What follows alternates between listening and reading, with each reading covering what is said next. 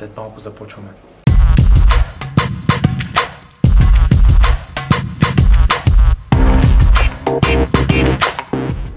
Продължаваме с Вензи.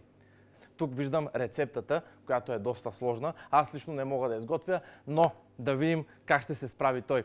Нямам контрол отдавна над мислите си. Единствено тебе виждам във всички жени. Усещам земята, около мен се върти. Измислица беше, сега реално си ти. Шесто чувство. Здрасти. Здравей! Как се чувстваш? Леко притеснен, Защо? защото не мога да готвя. Това е предаването. Аз не мога да готвя. Нищо Викаш, не се трябва да притеснявай. се чувствам като вкъщи. Така е, да. И аз не мога да готвя, обаче сготвих там нещо, така че ще се справиш. Кажи ми как е своето шесто чувство. Ами шесто ми чувство, че ще стане лудница. Не знам защо до сега не ме е лъгал, сега ще видим. Чудесно. Надявам се да си щастлив, така както си в момента и след края на шоуто. Ами виж сега, има 20... Да се притеснявам ли от това, което ми каза? Не знам. Добре. Ти си знаеш, нали знаеш, има едно такова, не знам брат, ти си знаеш. Почваме. Сега, веднага. Да, давай. Охо, вау, добре. Окей, започваме с броколи, с мед и люти чушки. Така. Изобщо не знам кое къде е. Тук виждам броколите и червената чушка. Зехтина. Това е зехтина. Това е меда, това е сусама. Не знам дали така се режат. Изобщо не знам какво правя в момента. Режи, много добре се справяш според мене. Така ли? Това успокояващо ли е в момента? Казваш ми го, за да ме успокоиш, нали? Можеш да ползваш тук печката, ако решиш. Всъщност, секунда. Броколите трябва да се сварят малко, май. Или да се запарат, или нещо да им се случи, защото така сурови, ако се сложат с зехтин, мед. Всъщност, не знам, трябва ли да са готови? О, започва се. Добре, нарязваме половината люта чушка. Първо ще си приготвя всички съставки за яденето и тогава ще видя как да го сготвя. Само ти препоръчвам след като пипна вече лютата чушка да не си докосваш лицето. Очите най-вече, Да. май. Да. Правил съм го между другото. И може би от тогава не го правя вече. Добре, все още не знам как трябва да изглежда това нещо.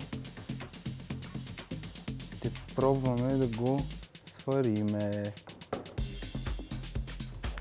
Здрасти. Как ще се хвана пак на този номер? Какво има? Тук явно имаме някакъв ням клоун, аз не разбирам. Кафето е пушек, бе. Айде малко пушек. Откъде идва това? Не от мене. Аз още не съм почнал да готвя. Не знам, ти до сега не си проверил котлона, не се знае. Зайченце! Защо си такъв? Не се разсейвай, давай, готви, че няма време. Имам 20 минути да сготвя яденето. Вече са 15 само да ти кажа, не знам дали знаеш. Така.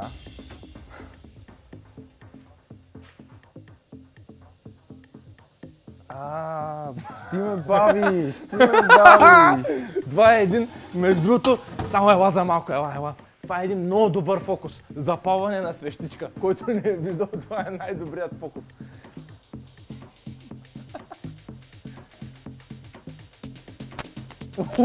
Какво става тук? Яко. Гори ли? Гори? А тебе как не те гори?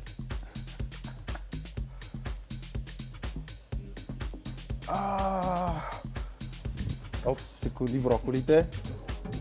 Леле, напълнил съм тя. Секунда. Ето сега. Аз си мисля, че до тук Венци е абсолютен провал. Нищо не е успял да направи. Все пак сме в Аз не мога да готвя и той точно това показва, въпреки че аз го познавам вече този клон, нали?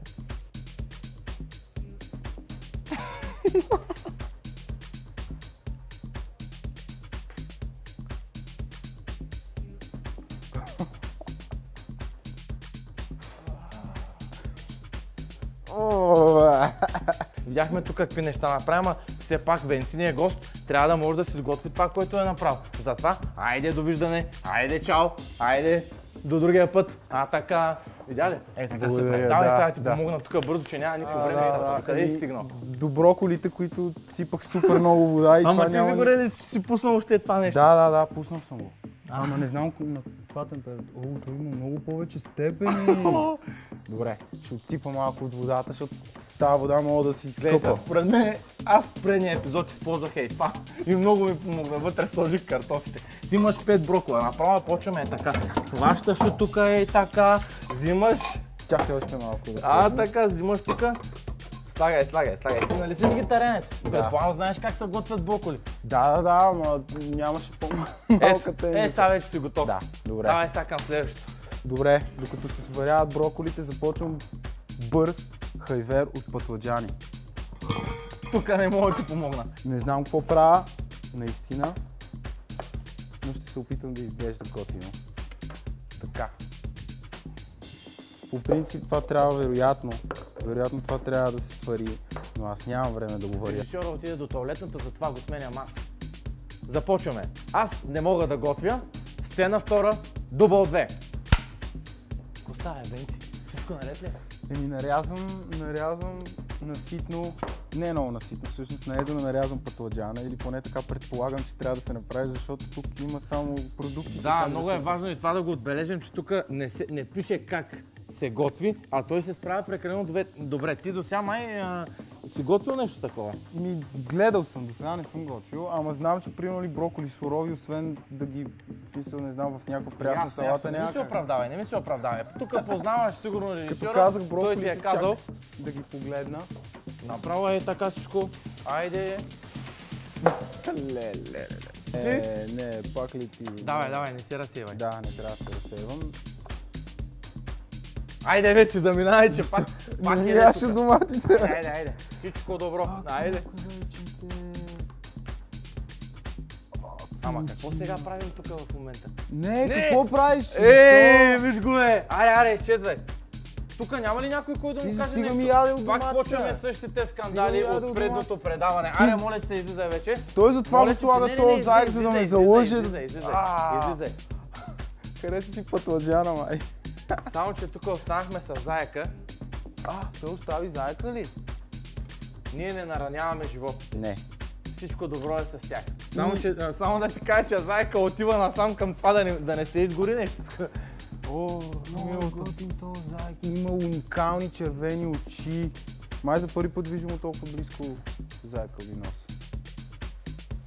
Искам да ти кажа, че тук нещо се случва. Да, виждам. Започвам да се чувствам като главен майстор-готвач, за който цялата кухня зависи от него. Така. Тук ще ти изгорят нещата, не знам дали виждаш, има някакви неща отгоре. Ето сега. Ама те защо са паднали извън това? Не знам. Отивай. Не, те не трябва да са тука. Чакай да видим сега. Всичко е точно. Това загряло ли изобщо? Това изобщо не е загряло.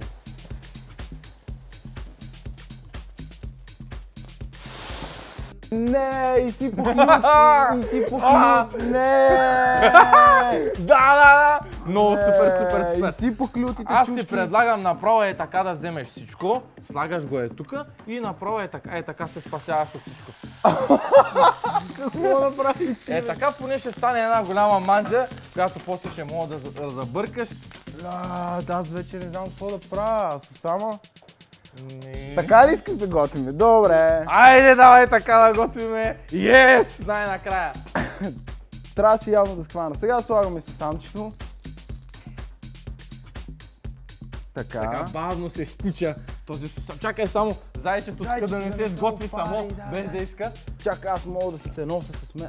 Ти си стърпливичко ли си? Тук си.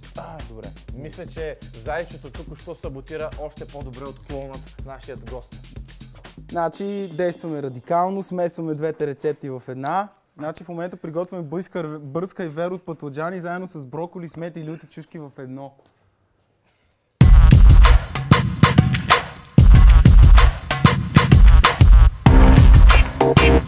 Трудно беше, а? Доста трудно беше. Викаш, не е лесна работа да се готви. Не, леле, каква кочина стана. Еми, признай си, че не можеш да готвиш и всичко ще е точно. Признавам си, че не мога да готвя изобщо. Вие сте с предаването, аз не мога да готвя. Просто исках да го филмирам. Филмираме. Но ако искаш да се научиш да готвиш, както и нашите зрители, могат да го направят на HRC Кулинарна академия.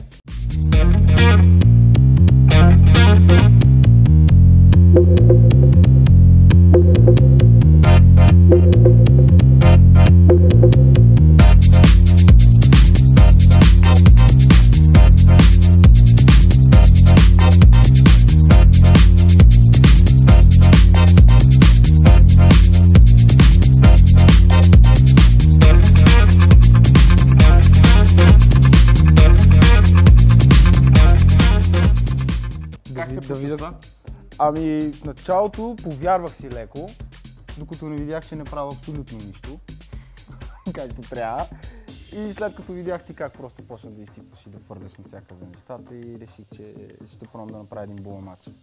Ето затова ние сме с предаването Аз не мога да готвя. И аз сега кажи само последно, какво може да очакваме от теб? Много готини неща и не свързани с ядене, със сигурност. Предстои ми нова песен, която изкарвам много скоро. След това излиза още един проект съвместен, още един трак. Много искам и албум, но просто едно по едно. Все неща, които са свързани с готвене. Смяташ ли някакъв клип да направиш свързан с готвене? Ти ми даде много добра идея, даже мога да те викна. Ето така завършваме нашето предаване.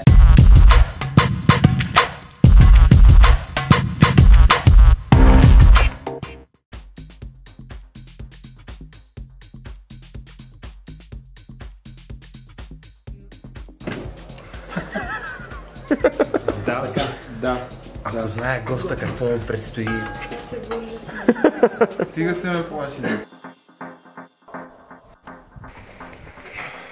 Намираме се тук в Кулинарна академия и ще готвиме нещо, обаче нямам идея какво. Добре, че моята баба, която е от село, готви страхотно и така ме е обучила и смятам, че ще се справя добре. Чакай.